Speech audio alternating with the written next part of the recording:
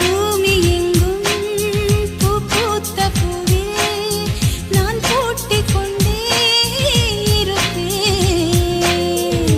பூக்களுக்குள் நீ பூட்டிக் கொண்டால் நான் காற்று போல திறப்பேன்.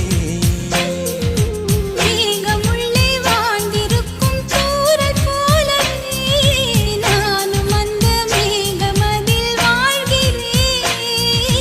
காற்றழுத்தம் போல வந்து